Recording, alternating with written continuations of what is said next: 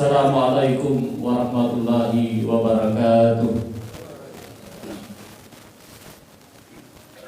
Allahu Akbar, Allahu Akbar.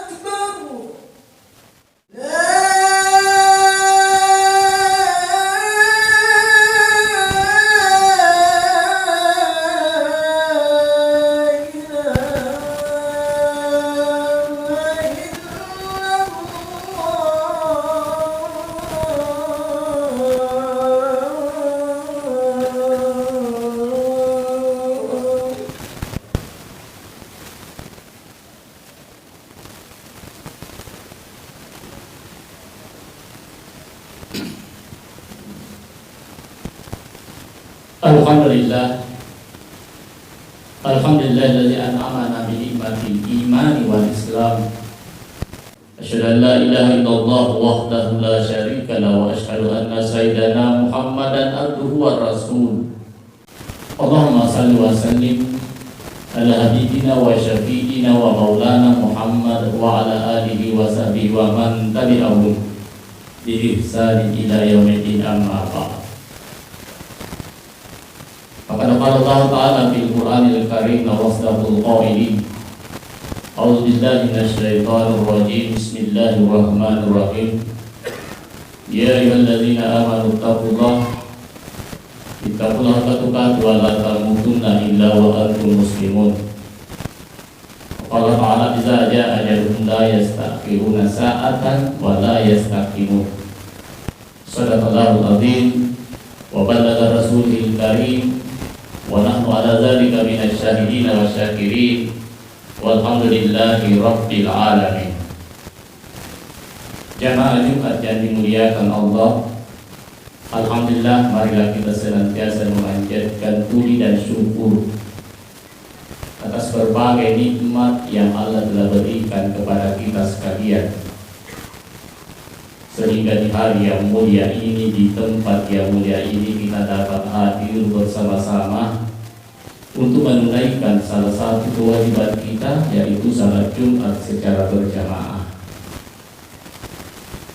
Dan tak lupa kita bersalawat kepada junjungan Nabi kita Muhammad sallallahu alaihi wasallam. Nabi sebagai uswatun hasanah, suri toladan, dan menjadi panutan dan ikutan bagi kita sekalian, khususnya umat Islam. Jamaah Jumat yang dimuliakan Allah, dan marilah kita senantiasa menyempurnakan keimanan kita.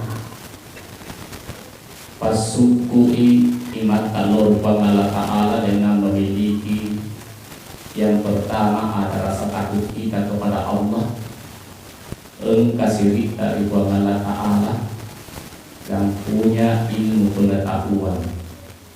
Masalah itu kau matur nanti sempurna keimanan seseorang kalau dibarengi dengan walibasu takwa, punya rasa takut. Dari koong katau ngasen alena mater kok mati nuru mas sempaja, tapi nanti kau mupa deena wale Allah Ta'ala, itu belum beriman, karena belum punya rasa takut, punya rasa malu. Nah sebatau balena deh, tapi dena tunai siri, tidak punya rasa malu. Iya, lo peka mapere jama, memapangi masih cie, mondo di bola nade mas sempaja. Itu bukan ciri orang yang beriman. Apa dia nama siri di Allah Ta'ala, itu nama siri di padan rupa tahu. Nomor telu, punya ilmu pengetahuan, bisa membedakan apa yang bisa kita kerjakan dan apa yang tidak bisa kita kerjakan. Jamaah Jumat yang dimuliakan oleh Allah Subhanahu wa Ta'ala. Jadi ayat yang saya bacakan tadi, iza jaa ajaluhum, apabila telah sampai ajal, la yang telah ditentukan oleh Allah, la yastakhiruna sa'atan, tidak dapat dimundurkan, wala yastaqimun, dan tidak dapat dimajukan sekalipun. Itu namanya takdir. Engkau tahu malasa, tapi di pada matematika itu sudah ditentukan ajalnya. Tapi terkadang juga ada orang yang sehat, maka minta jokana imate nyarapi ajaran. Ya. Jadi ini dinamakan takdir mubram, ketentuan Allah yang telah pasti terjadi, yang telah mutlak terjadi. Ya, kan takdir itu Pak terbagi dua. Engkaya takdir mubram, ada yang dinamakan takdir mu'allaq. Takdir mubram sebagaimana yang saya sebutkan tadi, yang sudah mutlak mesti terjadi, tidak bisa lagi berubah-ubah. Tapi takdir mu'allaq itu takdir yang bisa dirubah dengan hasil usaha manusia. Buat dimubah berubah. Orang bisa pintar karena belajar, orang bisa lebih kaya karena lebih tambah usahanya. Tapi dalam agama kita takdir bisa berubah disebabkan karena tiga. Yang mana itu? Yang pertama, takdir bisa berubah disebabkan karena berdoa. Jadi pegai-gai doa narik komelo berubah takdir tak? Ya, bukankah dalam Al-Quran dikatakan wa qala rabbukum ud'uni astajib lakum. Memang kita senantiasa dianjurkan untuk berdoa. Berdoalah kalian supaya aku akan mengabulkannya. Sebab kau tahu Quran mampir mampir lupa, seakan-akan mereka tidak butuh dengan Allah. Napa lalu Allah Ta'ala. Doa itu ad-du'a usilahul mu'minin. Doa itu senjatanya orang yang beriman. Doa itu ad-du'a umuhul ibadah. Doa itu bahagian daripada ibadah. Jadi mondok-mondok muki kok kurang mampir Pak, bilau doa. Iya. Apa yang menjadi kebutuhan kita diminta. Eloki ai tambah-tambah dan letak berdoa. Ya eloki malampe-lampe umur berdoa. Jadi memang kita dianjurkan untuk senantiasa memperbanyak berdoa. Jadi takdir bisa berubah disebabkan karena banyak berdoa. Yang kedua, takdir bisa berubah disebabkan karena hubungan silaturahmi. Jadi tapak kesing asif sumpungan lelota pada taruh tahun. Ajak nasi di kampung rombek mana? Iya.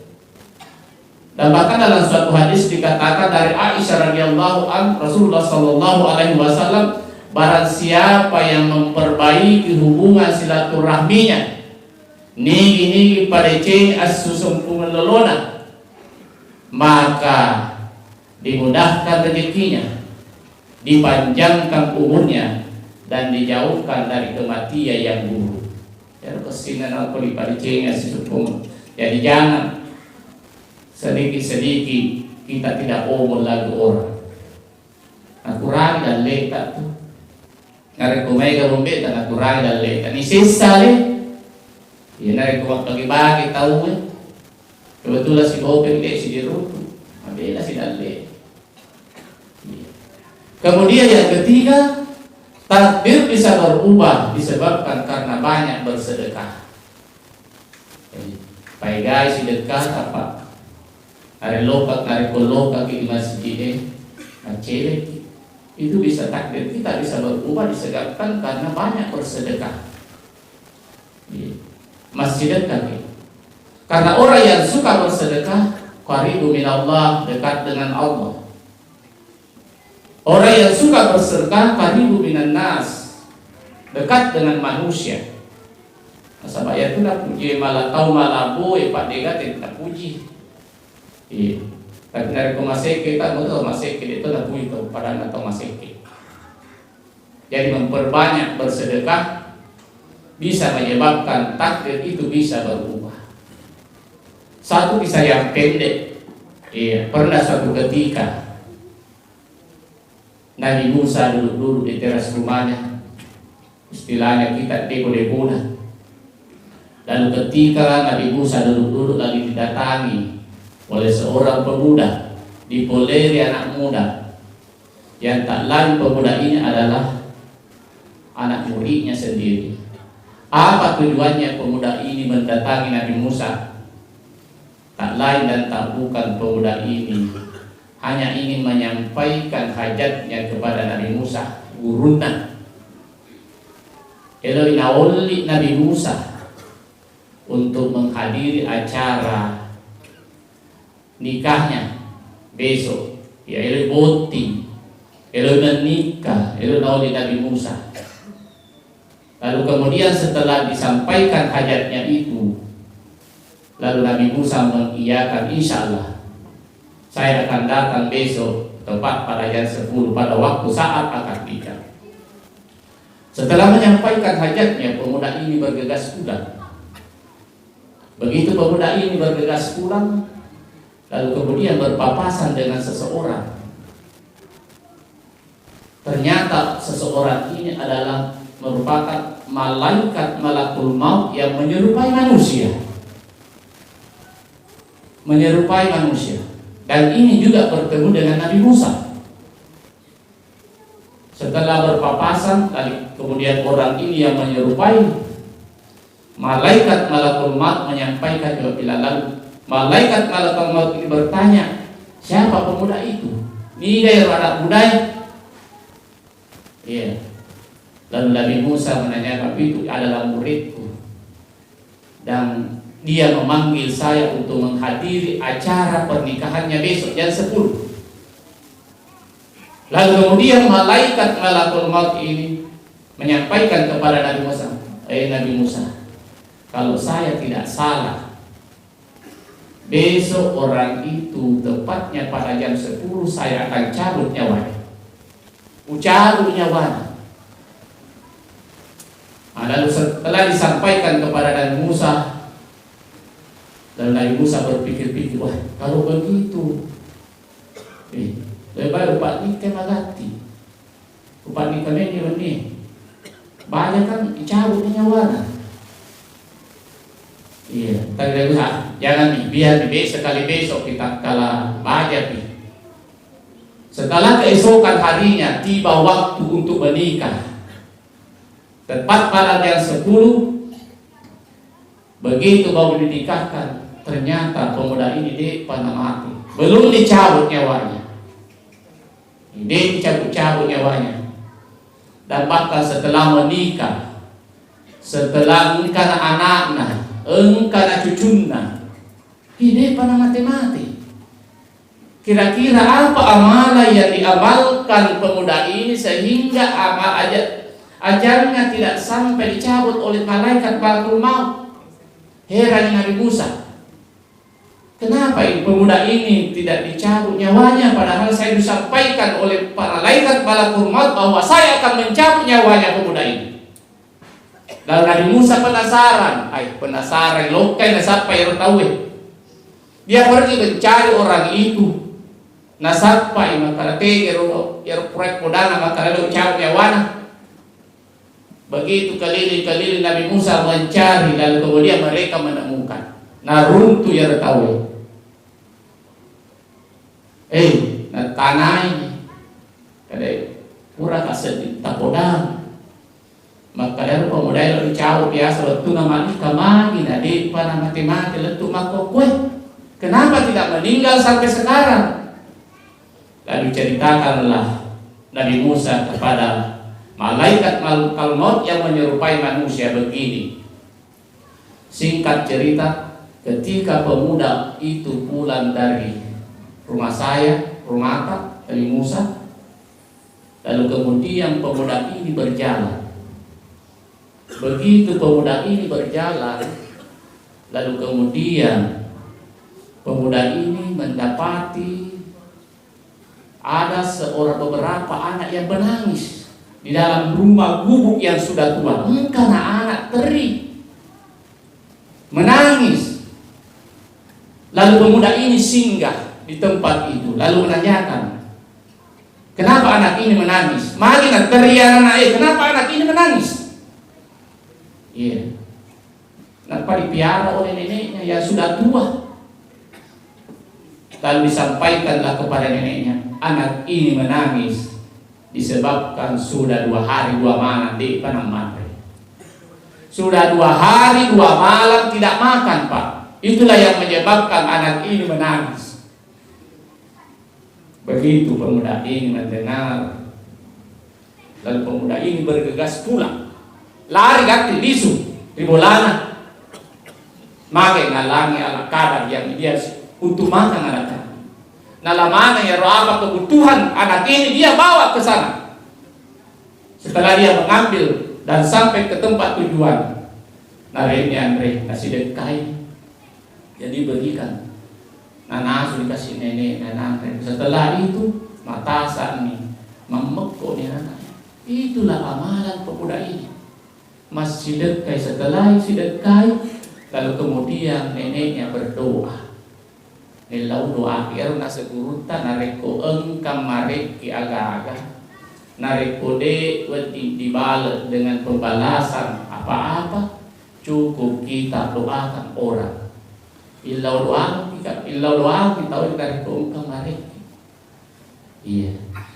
Jadi amalan yang menyebabkan pemuda ini tidak dicabut nyawanya disebabkan karena mereka bersedekah dan didoakan oleh nenek itu tadi.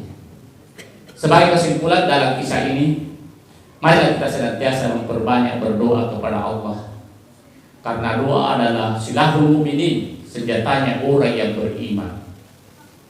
Iya, doa adalah merupakan doa mukminin, yaitu senjatanya orang yang beriman, dan doa adalah bahagian daripada iman. Jadi memperbanyak doa itu adalah merupakan salah satu bentuk untuk takdir bisa berubah. Memperbanyak bersedekah, takdir bisa berubah, dan memperbaiki silaturahmi bisa, takdir bisa berubah. Barakallahu li wa lakum fil Qur'anil azim wa nafa'ni wa iyyakum minal ayati wa dzikril hakim wa taqabbal minni wa minkum tilawatahu innahu huwal ghafurur rahim.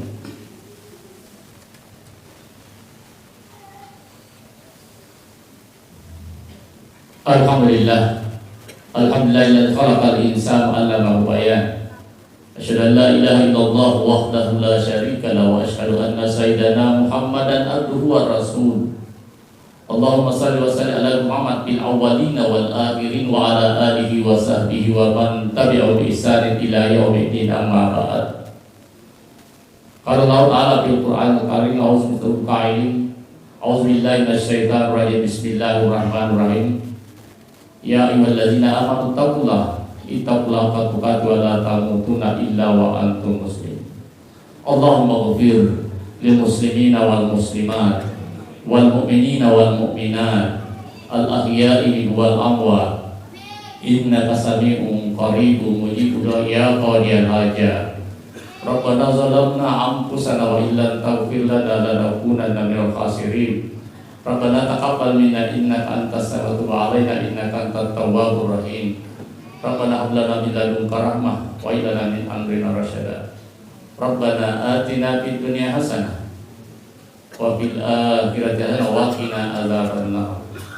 Ibadallah, innallaha ya'muru bil adli wal ihsan wa ita'i dzil qurba wa yanha 'anil fahsya'i wal munkar wa la dzikrullahi akbar wallahu ya'lamu ma tasna'un.